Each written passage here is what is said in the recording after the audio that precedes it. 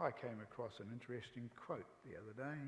They're all interesting, aren't they? And the intuitive mind is a sacred gift, and the rational mind is a faithful servant.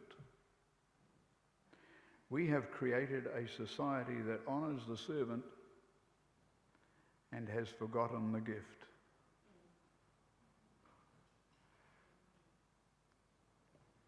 Just a thought.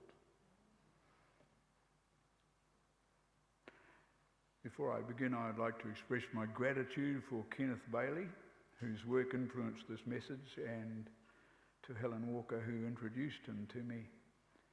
Mr. Bailey has written a number of books, but he has refreshed my appreciation of what a wonderful person Jesus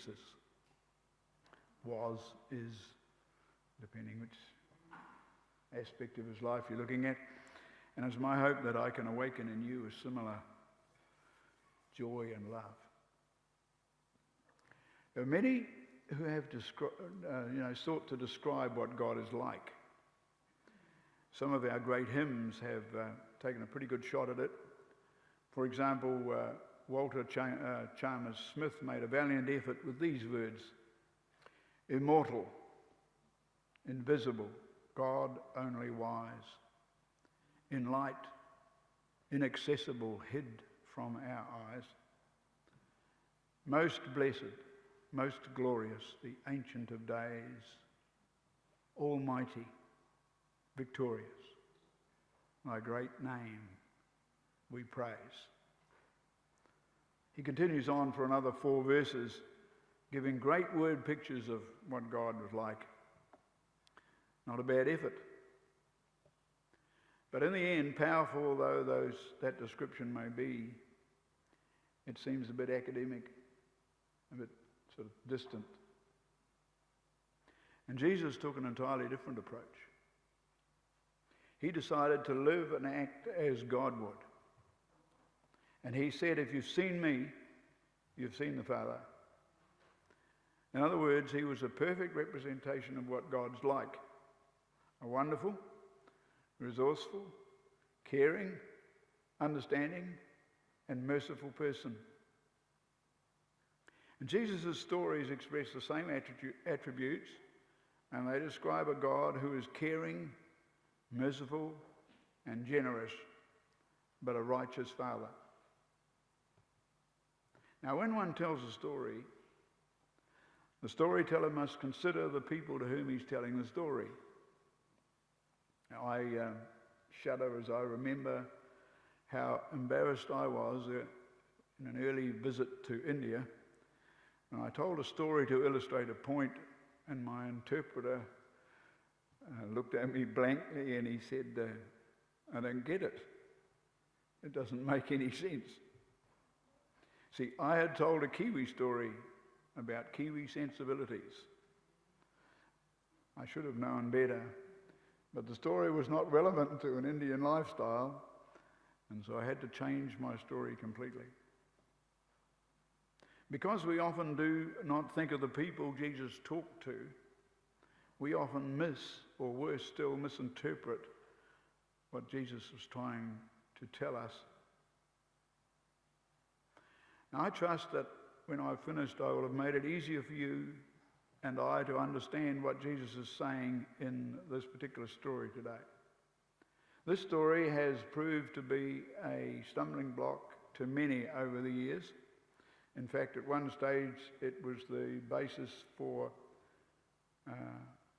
an apostate preacher to tell everybody that Christians were very dishonest people.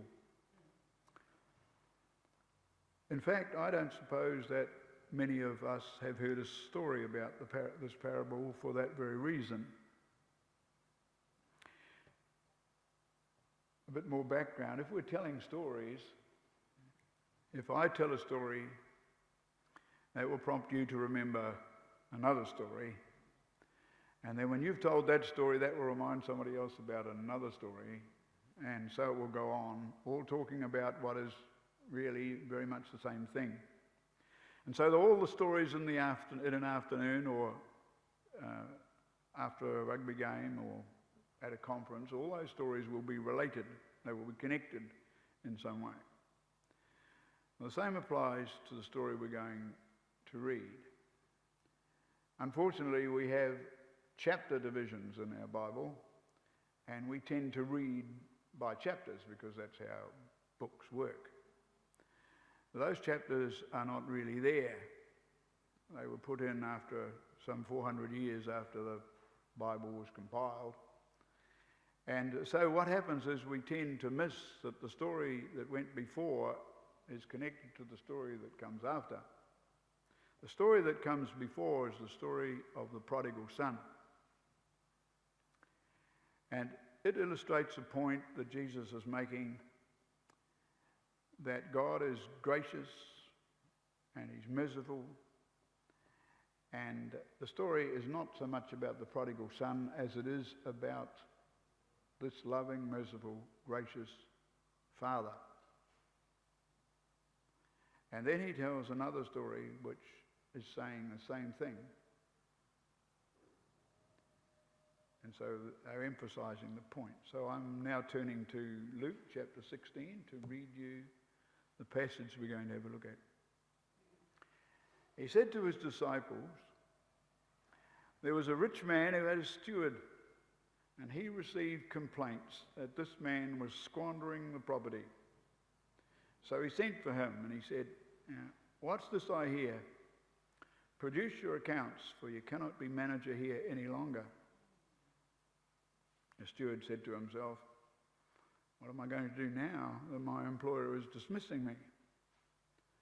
I'm not strong enough to dig, and I'm too proud to beg. I know what I must do to make sure that when I have to leave, there will be people to give me house and home.' So he summoned his master's debtor one by one. And to the first he said, 'How much do you owe my master?' And he replied, 1,000 gallons of olive oil. And he said, 'Here's your account.' And I've lost my place. 'Here's your account. Sit down and make it 500 and be quick about it.' And then he said to another, 'And you, how much do you owe?' And he said, 1,000 bushels of wheat. And he was told, 'Take your account and make it 800.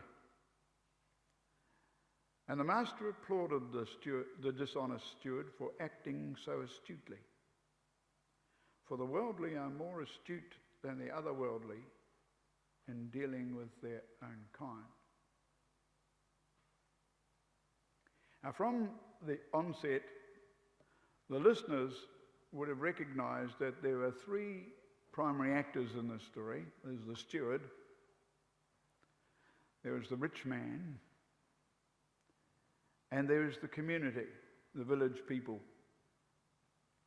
The steward is the manager over the farm, which has a number of tenant farmers whose rent is paid with produce that they produce on the farm, on the master's farm. Now that's the situation that all the listeners would have been all too familiar with. There was a rich man who had a steward, and charges were brought to him that he was wasting his goods. Now, from the way the story begins, the listeners would have identified all the characters in the story. Now, because there is no suggestion that other servants had brought the accusation, we know that this information must have come from the village community. Well, that in its turn indicates that the rich man must have been a man of integrity and righteousness, because an accusation from the servants would have had to be investigated before the accusation could be made. But if the information came from the community, it would only come if the man about whom the information, to whom the information was to be delivered, was held in high esteem. Because no one helps a man who is dishonest. He deserves all he can get. Many of Jesus' stories follow this pattern. One of the main characters represents the sinner, and the other, usually the main character, is the righteous one. One noble, one ignoble. So he, the rich man, called him and he said to him, "What's this I hear about you? Turn in the account of your stewardship, for you can no longer be steward." Now, some of us will recognize the opening gambit of the master. What's this I hear about you? If you've ever been called into the principal's office, you will have heard this same question. What have you been up to? Now, if we're guilty, we cast around, do you remember this? You cast around in your mind to try and work out which one of the things you have done the principal is referring to. Eh? And if you may or may not confess to some crime, whether it has anything to do with the visit or not, may have, we're familiar with it. And the steward was familiar too. He recognized the question for what it was. After all, he had used it on other servants himself.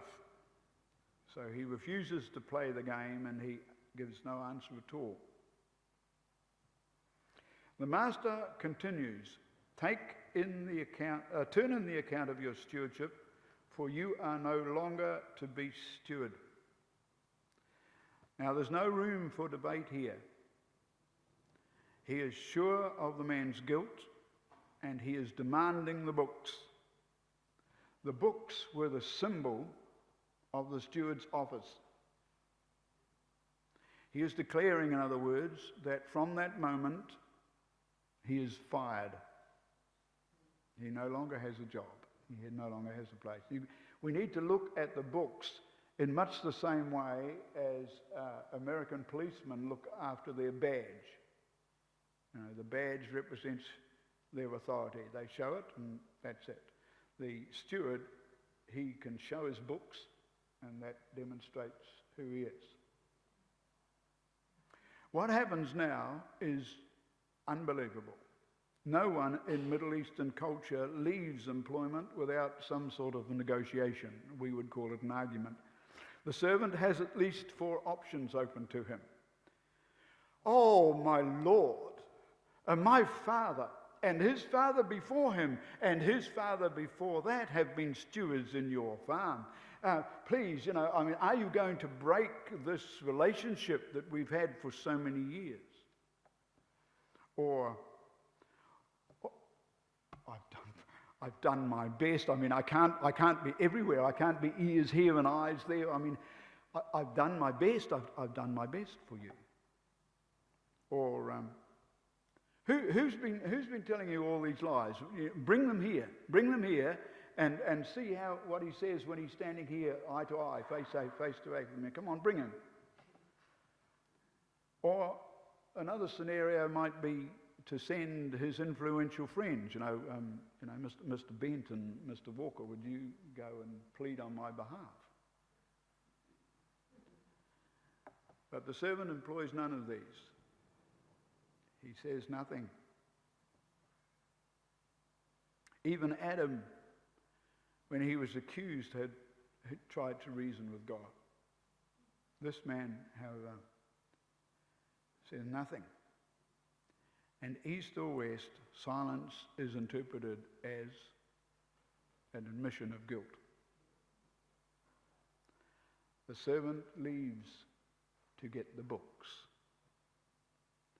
Everything that he does from this point is illegal. And the steward said to himself, what do I do now? Because my master is taking the stewardship away from me. I'm not strong enough to dig. I'm ashamed to beg. We can imagine the steward ruminating as he's making his way home. He's concerned about his future, and he's making a self-evaluation. He recognises that he is not strong enough to become a labourer, which in that region involved digging terraces around the edges of the hill to provide irrigation and fertile areas for the planting of crops. He recognised he was not strong enough for that sort of thing. And he then makes the observation that he still has some honour left, and so he's not up to this begging business in any way. He doesn't have any of the qualifications of a beggar. He's not blind. Hasn't broken his back. Hasn't lost an arm or a leg. He's just not prepared to demean himself as a beggar. At this point, one could make the observation that sin is very subtle. And I'm not really telling us anything, am I? Right? The correct response, if you are caught sinning, is to repent. But this man does not even consider that course of action. Instead, he allows sin to entice him to sin even more. Sin begets sin. And he has a clever idea. I know what I'll do. I know what I'll do so that when I am put out of the stewardship, they may receive me into their own houses. Now, what he is saying when he says, receive me into their own houses, is that he still wants to find another job as a manager when the community finds out that he's been fired. Now, what he must do has to be done in a hurry, for he only has 1 or perhaps at the most 2 hours in which to produce the account book before his firing becomes public knowledge. At this moment in time, the only person who knows he has lost his job is the master. So summoning his master's debtor one by one, he said to the first, "How much do you owe my master?" And he said, 100 measures of oil. And he said to him, "Take your bill and sit down quickly and write 50. He sends a servant. Remember, his fellow servants do not know that he's fired, that he's lost his place. He sends a servant to get some of his master's debtors. They are summoned one by one to appear before him. He doesn't want them to hear what he says to this one. He doesn't want the other one to hear. They assume, because a servant came to get them, that he is still in his master's employ.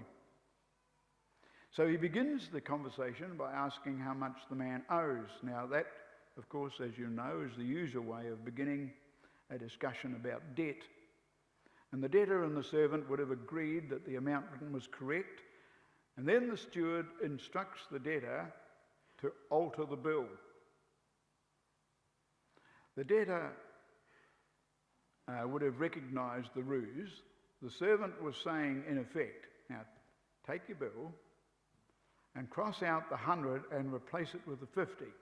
Now don't worry about the balance. You and I will divide that together at a later time. Now what he has done is, in effect, to reduce the debt by the equivalent of a year and a half's wages. So the debtor thinks that the owner is aware of the reduction, and he marvels at the generosity of the owner. The little bit on the side is a nice touch by the steward, that the debtor, public honour is preserved and private satisfaction is met. And from the steward's point of view, he's got the debtor to alter and sign the bill, which makes the debtor and he a partner in the embellishment. And he's secured a friend and perhaps the opportunity for future employment. The meeting breaks up and the debtor goes home to announce to his family and friends about the generosity of the master, and no doubt to organise a party to celebrate his windfall. The steward turns to his next visitor.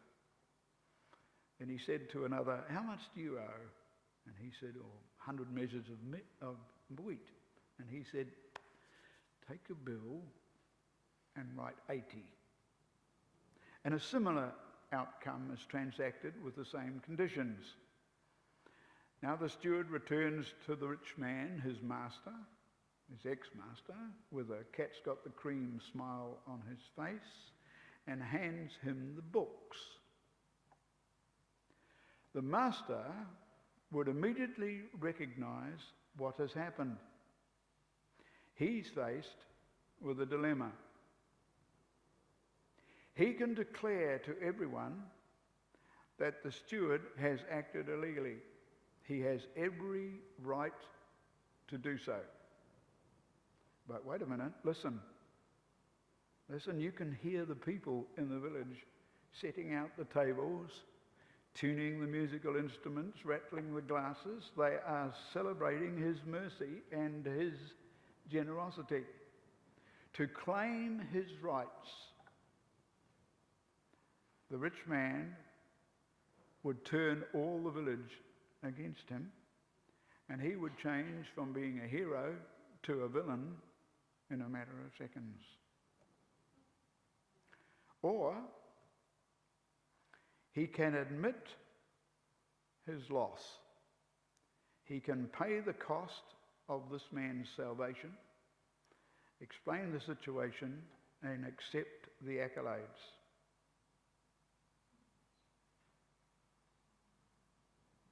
As everyone learns the events leading up to the celebration, they will admit that the steward was very, very clever. Not honest, but certainly very clever. He will in the future get employment, perhaps even from one of the men he's tricked into collusion, but he will not be trusted. Some of you may know that Abraham Lincoln, during his term in office and when he was and as president, he would employ his enemies. He said it was better to have them in his employ where he could see them than have them working for somebody else where he had no control over what they were doing.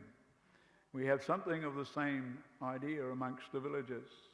This man will be employed, but he will never be given the trust he had before. Jesus continues, then the master commended the dishonest servant for his prudence.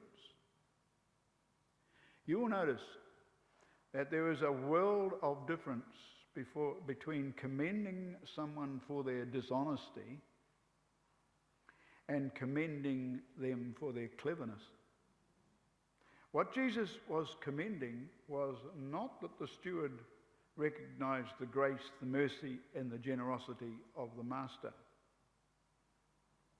The master could have thrown the steward into prison together with his wife and his family, and he would stay there until his debt was paid. Instead, the rich man had extended mercy and had given him the opportunity to start again and redeem himself.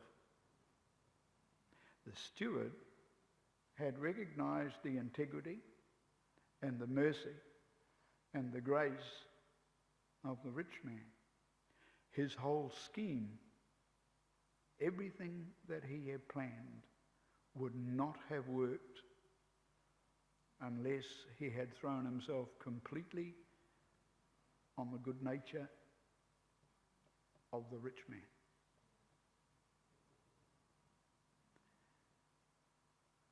Jesus concludes, for the sons of this age are wiser in their own generation than the sons of light. Jesus called the steward the sons of this age.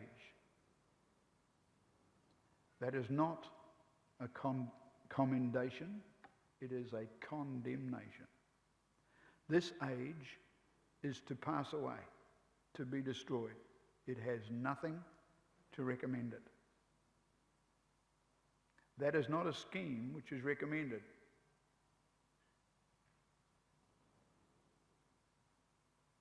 What is recommended is the dependence upon the good name of the rich man. Jesus is saying to you and I, consider the steward. He throws himself totally upon the righteous nature of his master. This is what I want from you. Not your clever schemes, not your clever plans. I want you. I want you to lean on me, to draw from my strength. I took Isaac from Abraham and I showed him the stars that he might lean on me. I touched Jacob's thigh that he might lean on me. I gave Joseph a dream to teach him to lean upon me. I put Shadrach, Meshach, and Abednego in a fiery furnace that they might lean upon me. Peter failed in front of a slip of a girl that he might learn to depend on me. I knocked Paul over on the way to Damascus that he would lean on me. The sons of light will lean on him.